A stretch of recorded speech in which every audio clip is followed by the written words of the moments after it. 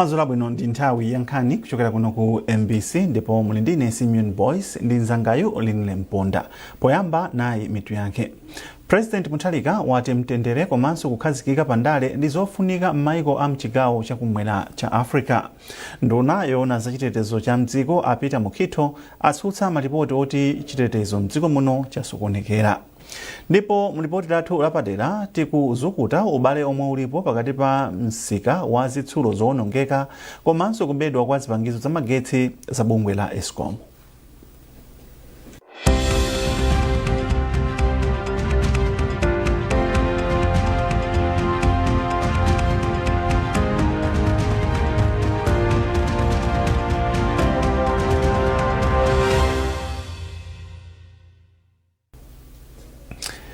Tiyambe nkhani yakuti President wa dziko lino Professor Arthur Peter Mutharika wati mtendere komanso kukhazikika pandale ndi zofunika m'maiko a mchigawo chakumwera kwa Africa SADC. Mtsogoleri wa dziko linoyu walankhula izi ku nyumba ya boma ya Kamuzu mu mzinda wa Lilongwe pomwe amakumana ndi komiti ya atsogoleri opuma yolimbikitsa bata ndi mtendere m'maiko a mu SADC. Zambiri mlipotirira mwayi mtumodzi.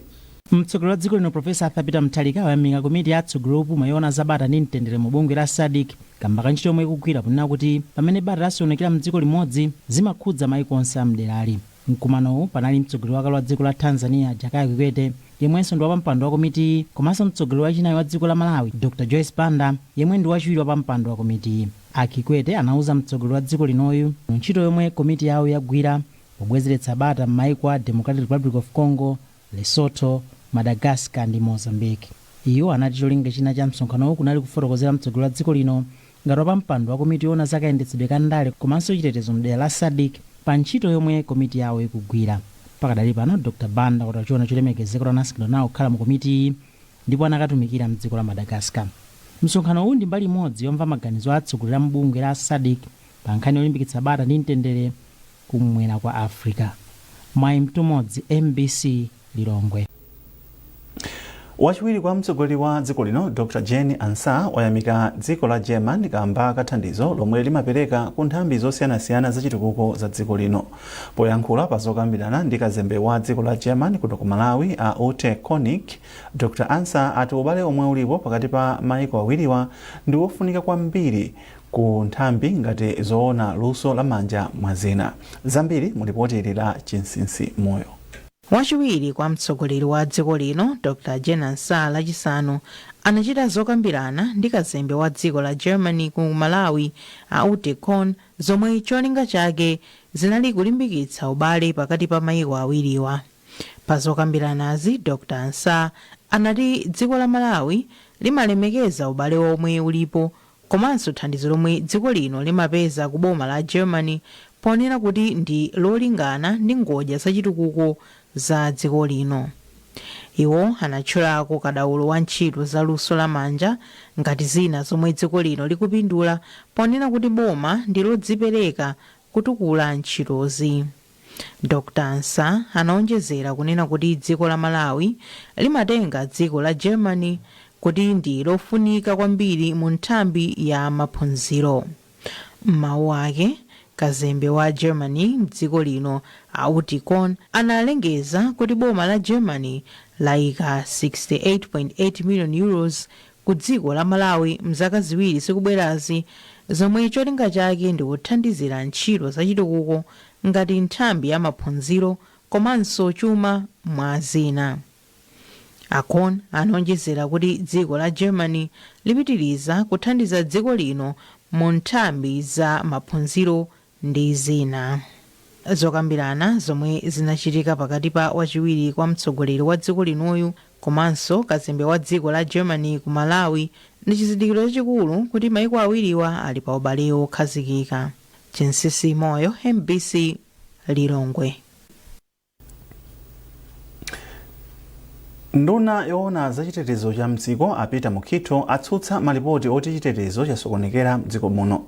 Mukito atsutsa izi mnyumba ya malamulo pomwe amayankha mafunso ochokera kwa aphungu okhudza za momwe chitetezo chilili mdziko muno.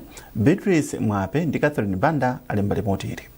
Poyankhapo mafunso aphungu okhudza momwe chitetezo chilili mdziko muno, nduna za chitetezo a Peter Mukito ati ngakhale pali nkhawa pa milandu yakuphana ngakhalenso kusatsatira malamulo, Amalawi athe kusiyanitsa pa mphekesera zomwe zikumveka pa nkhanizi ndi momwe zinthu zilili kumbali ya chitetezo.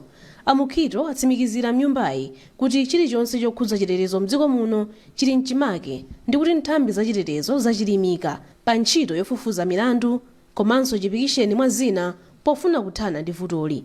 Apa ndunayi yadandaula ndi mchitidwe omwe anthu ena akuchita otengera lamulo m'manja mwawo ndipo yatsindika kuti izi nzoletsedwa. Iwo achenjeza onse omwe akuchita milandu yokupha ndi ina kuti boma sililekerera ndipo akapezeka akayankha milandu ndi kulandira zilango zoyenera. Pofotokoza momwe zokambirana zayendera msabatayi, mtsogoleri wa zokambirana Ajabi Mhango ati zokambiranazi zayenda bwino ndipo ntchito zikuluzikulu monga kuvomereza ndondomeko ya chuma zachitika. Ntchito yakulu kwambiri ndane mulungu uno kunali kuti tikhazikitse ndondomeko ya zachuma. Ndinokondwa kuti ndondomeko jata ikhazikitsa budget inadutsa lachiwiri. Malamulo ake amene amathandiza budget ena tawonso aphungu agwirizana nawo. Komanso mkati mwa mulungu menewu munali nduna kumapereka ma statement osiyanasiyana mnyumbamu. Komanso budget mabiza ndi kafukufuku wa kugulisira kwa hoteli ya Amaryllis. Komanso mkati mwa wiki yomweyi takhazikitsa komiti imene ikhale kufufuza ndege imene inagwa kuchikangawa imene idatenga miyoyo ya anthu 9. Mtsogoleri wa zokambiranayo wati sabata yamawa aphunguwa apitiriza kafukufuku wakugulitsa kwa hotela ya Amaryllis akambirana mabilu okhudza ndondomeko ya zachuma komanso malipoti a madera aphungu mwa zina. Nyumbayi ipitiriza zokambiranazi lolemba masana. Mlembi wankulu wa boma a Justin Saidi wati thandizo la ndalama zokwana 100 million kwacha lomwe banki ya NBS yapereka lafika mu nthawi yake. Iwo anena izi pomwe amayandira thandizoli lomwe lifikire anthu omwe ali pa chiopsezo cha njala komanso omwe akhudzidwa ndi vuto la madzi osefukira. Zambiri mulipoti la mwayi mtumodzi. Mlembi wankulu wa boma a Justin Saidi ati dziko lino likumana ndi mavuto kamba ka mvula yochuluka komanso osefukira kwa madzi zomwe zapangitsa kuti anthu ena akhale pa chiopsezo cha njala. Saidi ati thandizo lomwe banki ya NBS yapereka ithandiza kufikira anthu omwe akhudzidwa.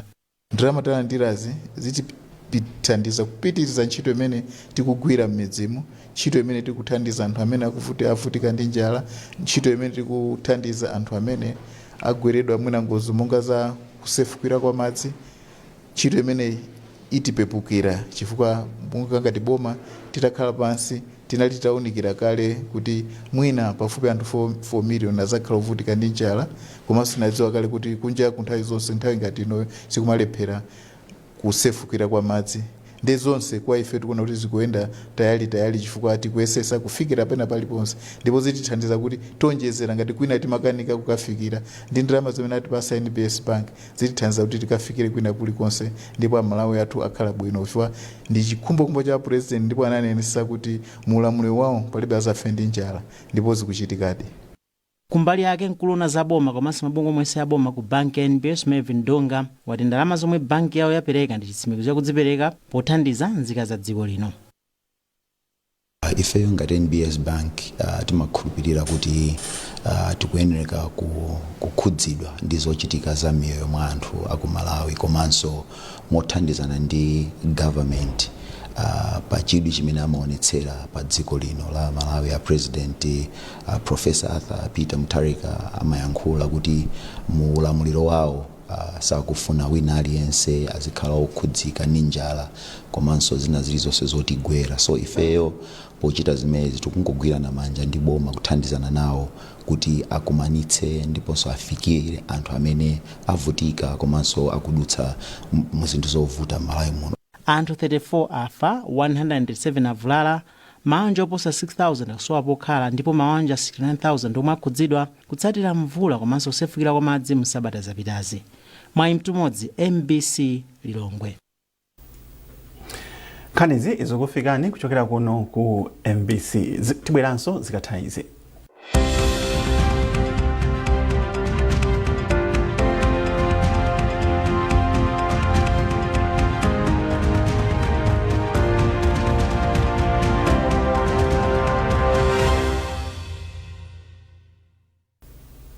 Tikupitirira ndi nkhani zathu. Nduna ya zofalitsa nkhani a Shadrack Namalomba alonjeza kuchitapo kanthu pothana ndi kusiyana kwa amuna ndi akazi pogwira ntchito zofalitsa nkhani mdziko muno.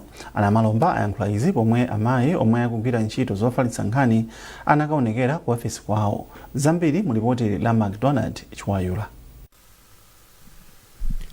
Poyankhula ndoyimira bungwe la amayi omwe akugwira ntchito zofalitsa nkhani, Namalomba analonjeza kuchitapo kanthu pothana ndi kusiyana kwa amuna ndi akazi pomwe akugwira ntchito zofalitsa nkhani mdziko muno.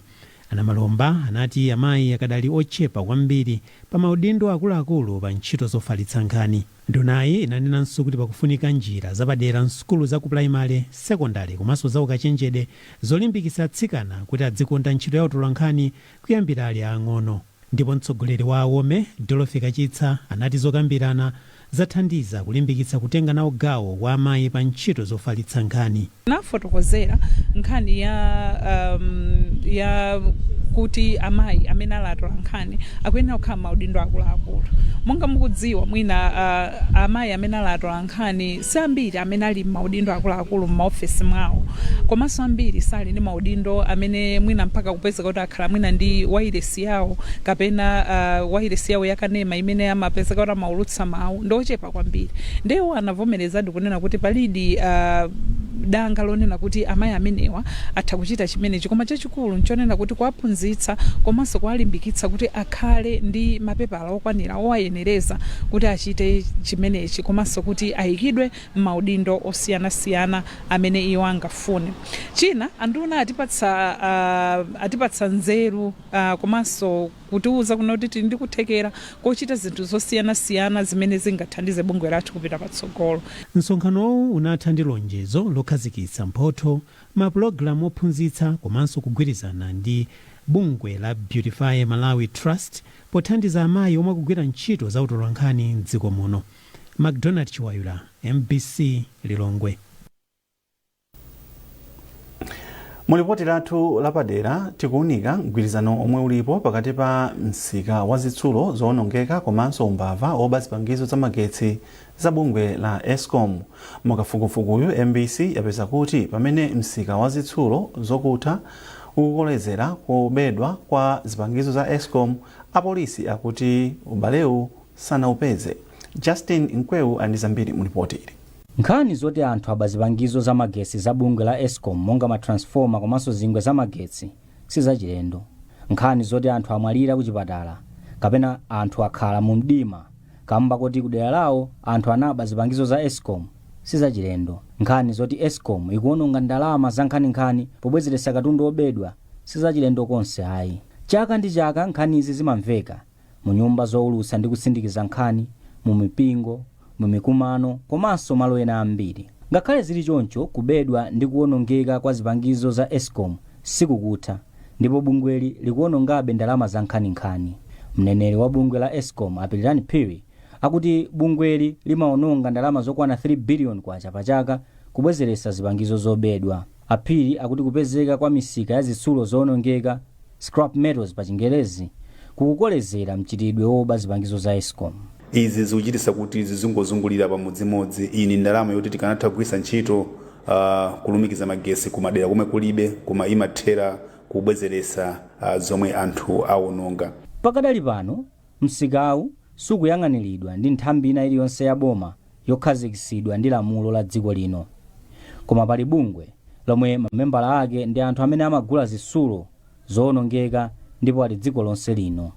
A James Chalera ndi mmodzi mwa akuluakulu a bungweli kumwera kwa dziko lino, ndipo akuvomereza kuti kupezeka kwa msikawu kukuthandizira kubedwa kwa zipangizo za Eskom. Koma iwo akuti pothana ndi vutoli mamembala awo akuwapasa zikalata zoonesa umembala wawo kuti azitha kupeza anthu ogula katundu wa Eskom mosavuta ndi kuwatengera ku polisi. Iwo akuti ngakhale izi zikuthandiza, pali anthu ena amene ndi nzika zakunja kwa dziko lino amene si mamembala awo koma kugula zitsulozi mokwera mtengo, ndipo palibe chomwe angachite nawo. Apolisi okha ndi amene angathandize. Tili nawo maso kuti ikathankhani zawo zoife tikuyenera tiwatande mapepala omwe akupangira business. Pachona kuti iwowo komwe anatenga mapepala ife sitikudziwa, lero kuna tipange dilo kuti anthu awa tichose zimenezo cholinga mwina pang'ono ndi pang'ono tikakhala tokhatoka papeza kuti vandalism icheperako. Potsimikizira izi, posachedwapa nzika ziwiri za dziko la India zinagwidwa ndi zingwe zotchedwa kopa za Eskom, zomwe nzikazo zimati ndi zitsulo zoonongeka. Pamene bungwe la Eskom komanso la anthu amene amagula ndi kugulitsa zitsulo zoonongeka akutsimikiza za ubale wapakati pa msika wa zitsulozi ndi kubedwa kwa zipangizo za Eskom, apolisi akuti ubalewu sanawupeze. Beatrice Mikuwa ndi mneneri wa polisi kumwera kwa dziko lino, ndipo akuti za ubale wapakati pa msikawu ndi kubedwa kwa katundu wa Eskom amangomva. Pakhoza kukhala ndi kulumikizika pakati pa kubedwa kwa katundu wa Eskom ndi Waterboard ndi misika ya mascrap. Koma ifeyo ngati apolisi mina singatenene tikunena kuti kulumikizika kulipo kapena palibe. Koma chimene tikudziwa nchonena kuti ifeyo ngati apolisi pa milandu ina imene takhala tikulemba yokhudza mwina kuonongedwa kwa katundu wa Eskom kapena wa Waterboard, pali anthu ena ndithu amene tagwirapo. Polisi ndi nthambi ya boma yokhazikisidwa ndi malamulo yomwe cholinga chake ndi kuchepesa umbanda ndi umbava. Izi polisi imakwanirisa pogwira anthu olakwira lamulo omwe amatengeredwa ku bwalo la milandu, ndipo akapezeka olakwa amalandira chilango ndi cholinga choti asazachitenso zolakwikazo komanso likhale phunziro kwa amene angafune kutero. Apa bungwe la Eskom komanso la anthu ogula ndi kugulitsa zitsulo zoonongeka ayika chikhulupiriro chawo mwa polisi kuti ndi amene atha kuthandiza kuti zipangizo za Eskom zisamabedwe. Ngati apolisi angagwire ntchito yawo mwa ukadaulo, kugwira anthu amene akuba zipangizozi komanso kuthana ndi misika yogula katundu yemwe wabedwa ku Eskom, powatengera anthu ku mabwalo a milandu kuti akalandire chilango, zitha kuthandiza kupereka phunziro kwa ena kuti mchitidwewu uchepe. Mawu akulu amati kupewa kuposa kuchiza. Choncho pofuna kuthana ndi vuto la kubedwa kwa zipangizo za magesi za Eskom, ndizofunika kuthana ndi msika omwe umagula zipangizozi. Ngati izi sizichitika, nkhani zoti anthu aba zipangizo za magesi za bungwe la Eskom monga matransforma komanso zingwe za magesi sizitha. Nkhani zoti anthu amwalira ku chipatala kapena anthu akukhala mu mdima kamba kuti kudera lawo anthu anaba zipangizo za Eskom sizitha. Nkhani zoti Eskom ikuononga ndalama za nkhani pobwezeretsa katundu wobedwa sizitha. Justin Mkweu, MBC, Blantyre. Anthu ogwira ntchito za malamulo mdziko muno awapempha kuti achilimike poonetsetsa kuti mavuto omwe anthu omwe akukhala m'madera momwe muli ntchito za migodi akuunikidwa ndipo anthuwo akuthandizidwa moyenera. Mkulu wa bungwe la UNDP mdziko muno Mayi Fenella Frost ayankhula izi pomwe amatsekulira msonkhano wapachaka wa bungwe la Malawi Law Society ku Sunbed Mkopola boma la Mangochi. Tili ndi ripoti lomwe alemba ndi Secret Sekula ndi Arthur Chokoto. Msonkhanowu akuchita pansi pa mutu woti kusanthula udindo wa ukadaulo pa za malamulo polimbikitsa chilungamo poteteza za chilengedwe. Mutuwu ukutsindika kuti anthu omwe amatsata za malamulo athandize kuteteza anthu omwe amakhala m'madera omwe muli ntchito za migodi. Mawu awo Mayi Frost afotokoza za mavuto ena omwe amadza m'madera ena kamba ka ntchito za migodi. Iwo ati m'madera ambiri akumana ndi zovuta zodza kamba kokuonongeka kwa chilengedwe zomwe zimakhudza miyoyo ya anthu komanso kulephera kupeza chilungamo mogwirizana ndi malamulo komanso ufulu wawo. Mayi Frost achenjeza kuti malamulo okhudza kuteteza chilengedwe alipo, koma atha kubweretsa mavuto ambiri ngakhale ntchito za migodi ndi zofunika pothandiza kukweza chuma cha dziko. Mawu ake mkulu wa bungwe la Malawi Law Society a Davis Njovu atsindika kufunika kuonetsetsa kuti anthu ali ndi kuthekera popeza thandizo pa nkhani za malamulo okhudza chilengedwe. Iwo ati bungwe lawo lichilimika pogawa mauthenga ofunika okhudza malamulo oteteza chilengedwe. Maloya tili ndi ntchito yakuti tikaphunzitse anthu za malamulo amene alipo, komanso nthawi imene mwina pakubwera zitukuko za nyuwani ngati apa tikumva kuti tikudziwa kuti Malawi tayamba kuona ndithu kuti tikupeza miyala ya mtengo wapatali imene ikukumbidwa m'maground, ena akukamba za golide, kukalonga kuchitika zinthu zosiyanasiyana madera ambiri. Zinthu zimene zizi ndizosavuta mwina anthu kuti angothamangira kukaona kuti ndikapeza chani in terms of mwina ndalama kaya akandilemba ntchito, komanso chofunikira nchakuti ngati dziko tiyang'ane kuti kodi zikukhudza bwanji anthu athu.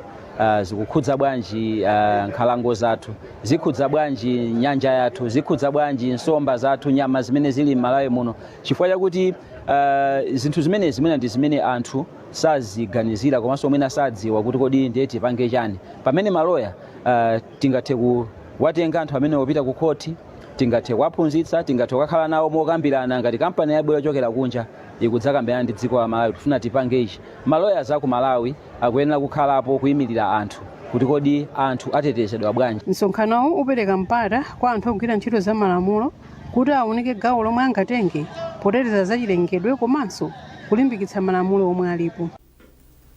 Munkhani za masewero, mtsogoleri wa bungwe la NAM Mayi Vitumbiko Gubuduza apempha kuti boma liganizire kuyika njira zina zofewetsera ntchito za makampani omwe amathandiza masewero mdziko muno. Ndipo pothirapo ndimanga mlembi munduna woona za chinyamata masewero ndi chikhalidwe a Jameson Ndalama ati pempholi lafika mu nthawi yake.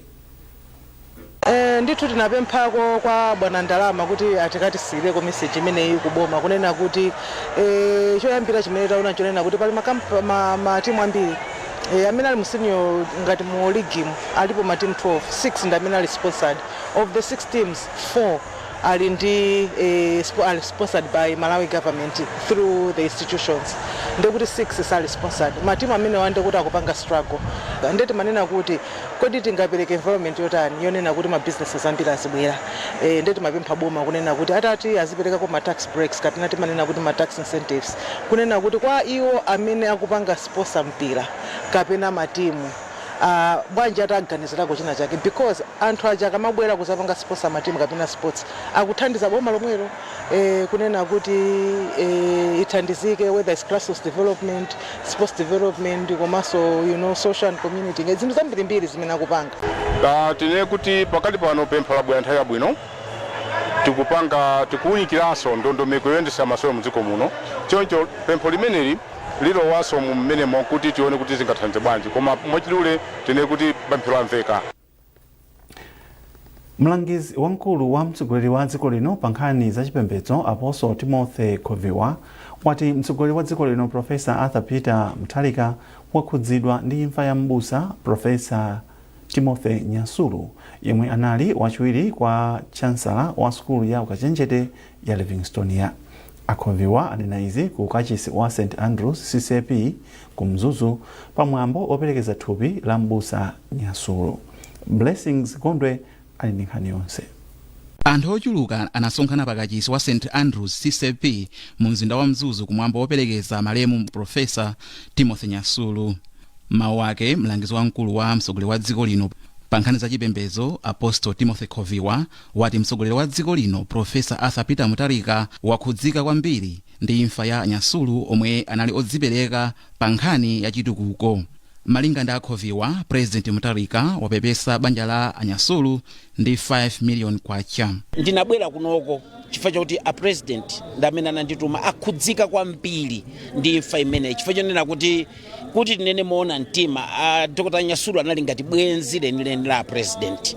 Amalankhula nawo pafupi kuunikira zinthu zimene zingakhalire kuthandizira mbali zosiyanasiyana chifukwa chake a president zinapatsa chidwi chokuti asankhe kukhala chairperson wa Tobacco Control Commission and takhudzika kwambiri ngati boma chifukwa chake lero taonanso even a chief executive officer aku Tobacco Control Commission akudandaula ni misozi kuti akhala nawo miyezi 3 koma contribution yawo ku TCC kuchi inali yaikulu kwambiri. Mlembi wamkulu wa Synod ya Livingstonia m'busa William Tembo wati Synod iyi ndiyokhudzidwa ndi imfa ya m'busa Nyasulu yemwe ati amalumikizitsa anthu komanso kupititsa patsogolo maphunziro ndi ntchito za mpingo. Tizamsowa munthu amene ife ngati Synod ya Livingstonia timatikhalira chapafupi kwambiri pamene pavuta ndi pamene timamuyitana tipika kuti atithandize.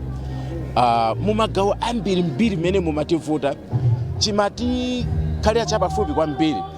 Anthu ena amakana koma Anyasulu amavomera. Chisanzo chimodzi university yathu pamene inafika povuta kwambiri ngati imodzi ya ma university private oyamba inafika pa stage yoti ikuthanditu azibusa ambiri anakana koma Anyasulu Synod itawafunsa kuti kodi mungati ukayendesa university anavomereza bwinobwino koma amavomera pamene university atu sinali pabwino koma lero si university yakula iwowo akutisiya akupita. Abusa Nyasulu anali chancellor wa skulu ya ukachenjede ya Livingstonia komanso wapampando wa board ya Tobacco Commission.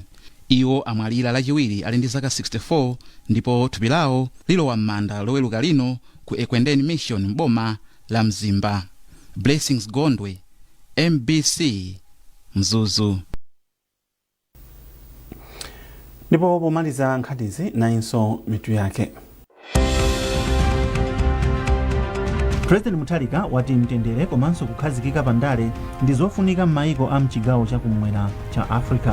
Nduna yoona za chitetezo cha mdziko apita Mukito atsutsa malipoti oti chitetezo chasokonekera mdziko muno. Ndipo mulipoti lathu lapadera tikuunika za ubale omwe ulipo pakati pa msika wa zitsulo zoonongeka ndi kubedwa kwa zipangizo za magetsi za bungwe la Eskom.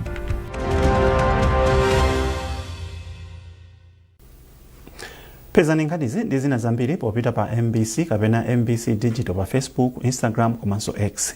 Munali ndine Simeon Boyce ndi nzangayo Linle Mponda. Tikufunirani usiku wabwino.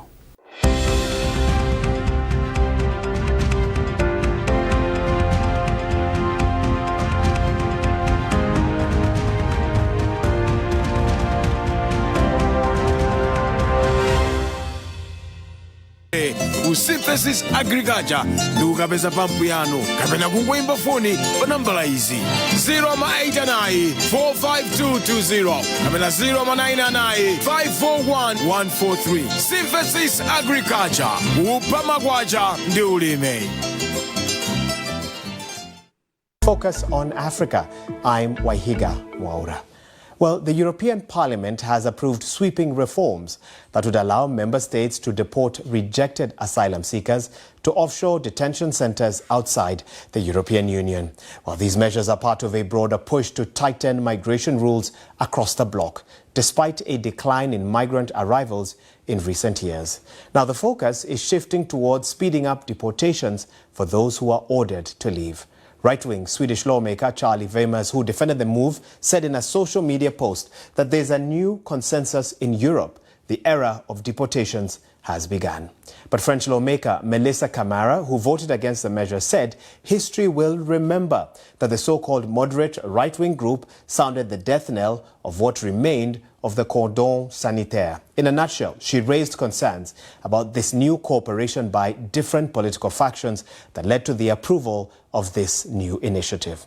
Well, the proposals were passed in a vote in Brussels, paving the way for tougher penalties on irregular migrants and the creation of so-called return hubs in third countries. Vote is closed and it is adopted. Okay. Indeed, the vote comes just days after the EU Foreign Policy Chief Kaya Kallas met Ghanaian Vice President Nana Jane Opoku-Agyemang in Accra to sign a defense cooperation agreement with the European Union. Well, this agreement is aimed at strengthening collaboration in areas such as counterterrorism and cybersecurity as Islamist militant activity continues to destabilize parts of West Africa. Now, Ghana becomes the first African country to enter into such a deal with the European Union. Today we signed the Ghana-European Union Security and Defense Partnership. The United Kingdom, Canada, Japan, Norway, and others have signed this partnership with the EU, and Ghana is the first African country to join them. This demonstrates the strengthening collaboration between Ghana and the European Union in tackling evolving security challenges, especially in our sub-region and across the Sahel. Though Ghana has so far remained largely untouched by militant violence, the wider West African region has become a hotspot for groups linked to Al-Qaeda and the Islamic State.